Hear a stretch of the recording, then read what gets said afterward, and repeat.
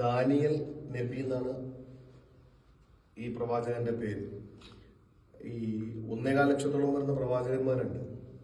അതിൽ ഖുർആനിൽ 25 പ്രവാചകന്മാരുടെ പേരെ പറഞ്ഞിട്ടുള്ളൂ. അതിൽ ദാനിയൽ നബി അലൈഹി സ്വലാം ഇല്ല. ഈ പ്രാദേശിക പ്രവാചകന്മാരുണ്ട്. ഓരോ പ്രദേശത്ത് അള്ളാഹു താല നിയോഗിക്കുന്ന പ്രവാചകന്മാരുണ്ട്. അപ്പൊ ദാനിയൽ നബി അലൈഹി സ്വലാം ഇസ്രയേലി സമൂഹത്തിലേക്ക് ഒരു സമയം 5 പ്രവാചകന്മാരെ അയച്ചിട്ടുണ്ട്. ചരിത്രത്തിൽ കാണാം, 5 പ്രവാചകന്മാരെ ഒരു സമയം അള്ളാഹു അയച്ചു, ഒരു പ്രവിശ്യയിൽ പല സ്ഥലങ്ങളിലേക്കായിട്ട്. അതിൽപ്പെട്ടൊരു പ്രവാചകനാണ് നബിയുല്ലാഹി ദാനിയൽ അലൈഹിസ്സലാം. അപ്പൊ ഇദ്ദേഹത്തിന്റെ ചരിത്രം വിശാലമായിട്ട് പറയപ്പെടുന്നുണ്ട്. പല ചരിത്രമാകുമ്പോൾ അങ്ങനെയൊക്കെ ഉണ്ടല്ലോ. അപ്പൊ നിലവില് ബുഖ്ത് നസർ എന്ന് പറയുന്ന ഒരു ഭരണാധികാരി ഇദ്ദേഹത്തെ പരീക്ഷിക്കാൻ വേണ്ടി തീരുമാനിച്ചു. ബുഖ്ത് നസർ ലോകം അടക്കി ഭരിച്ച 4 ചക്രവർത്തിമാരിൽ ഒരാളാണ് ബുഖ്ത് നസർ. അപ്പൊ ഈ ബുഖ്ത് നസർ ഇദ്ദേഹത്തോട് വലിയ ക്രൂരത കാണിച്ചു. ഒരിക്കലൊരു കിണറിൽ 2 സിംഹത്തെ തള്ളിയിട്ടു, ഒരു രസം. അതിനുശേഷം അതുവഴി നടന്നു വരികയായിരുന്ന ദാനിയൽ നബിയെയും കൂടെ പിടിച്ചതിനകത്ത് കിട്ടും. സിംഹത്തിന്റെ മുമ്പിൽ അകപ്പെട്ടു പോകുന്ന ഒരാളുടെ കാര്യം നമുക്കറിയാം, പ്രത്യേകിച്ച് ഒരു കിണറിനകത്ത്, അതും 2 സിംഹത്തിന്റെ ഇടയിൽ.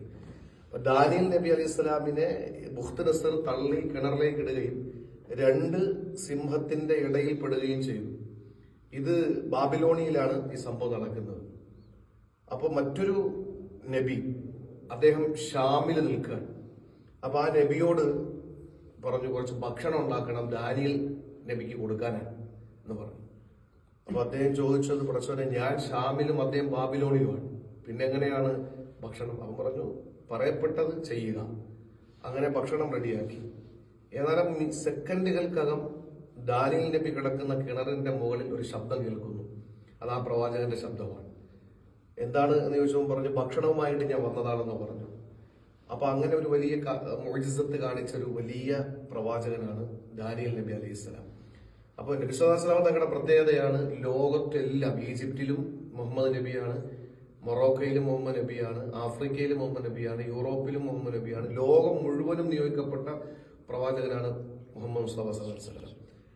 ബനു ഇസ്രായേലികളുടെ പ്രവാചകന്മാരുടെ പ്രത്യേകത എന്ന് പറഞ്ഞാൽ ഈ ഓരോ പ്രദേശത്താണ്, ഓരോ പ്രവിശ്യ. മാത്രമല്ല ഹെൽപ്പിന് വേണ്ടി നബിമാരെ അയക്കാറുണ്ട്. അങ്ങനെ ഒരു ശരീഅത്ത് നിലനിൽക്കുമ്പോൾ ഹെൽപ്പിന് വേണ്ടി അയച്ച 5 പ്രവാചകന്മാരിൽ ഒരാളാണ് ദാനിയൽ നബി അലൈഹി സ്വലാം. ഒരു ഹദീസ് ഉണ്ട്, ഉലമാ ഉമ്മത്തി കഅംബിയായി ബനി ഇസ്രായേൽ. എന്റെ സമുദായത്തിലെ പണ്ഡിതന്മാര് ബനു ഇസ്രായേൽ പ്രവാചകന്മാരെ പോലെയാണെന്ന് പറയാൻ കാരണം, ഈ നബിതങ്ങളുടെ ഉമ്മത്തിലുള്ള പണ്ഡിതന്മാരുടെ ഡ്യൂട്ടി എന്ന് പറഞ്ഞാൽ ഒരു മഹല്ലത്ത് കേന്ദ്രീകരിച്ചാണ്. ഒരു മഹല്ലിലെ മുഴുവൻ ജനങ്ങളുടെയും ആത്മീയ വിഷയങ്ങളിലെ ചോദ്യം ആ നാട്ടിലെ ഇമാമിനോടുണ്ടാവും. എന്നതുപോലെ ഓരോ പ്രദേശത്തേക്ക് നിയോഗിക്കപ്പെട്ട പ്രവാചകന്മാരാണ് ഇസ്രായേലി പ്രവാചകന്മാർ. അതുകൊണ്ടാണ് ഇങ്ങനെ കമ്പയർ ചെയ്തത്. അപ്പൊ അതിൽപ്പെട്ട ഒരു നബിയാണ് ദാനിയൽ നബി അലൈഹി സ്വലാം. പിന്നീട് ഇദ്ദേഹത്തിന്റെ ചരിത്രമാണ്, മയ്യത്ത് നബിതങ്ങളുടെ കാലഘട്ടത്തിൽ അടക്കം ചെയ്യപ്പെട്ടു എന്നൊക്കെ പറയുന്നുണ്ട്. എവിടെ നിന്നോ കിട്ടി അടക്കം പെട്ടു. അതായത് പറയുന്നത്, ഇദ്ദേഹം ദുആ ചെയ്തിട്ടുണ്ടത്രേ, നബിതങ്ങളുടെ സമുദായത്തിൽപ്പെട്ട ഒരാൾ എന്നെ മറമാടണം എന്ന് ദുആ ചെയ്തിട്ടുണ്ടെന്നും അങ്ങനെ മറമാടി എന്നൊക്കെ പറയപ്പെടുന്നുണ്ട്. ഏതായിരുന്നാലും ആ ദാനിയൽ അലൈഹിസ്സലാം എന്ന് പറയുന്ന ഒരു നബിയുടെ മഖാമിലാണ് നമ്മൾ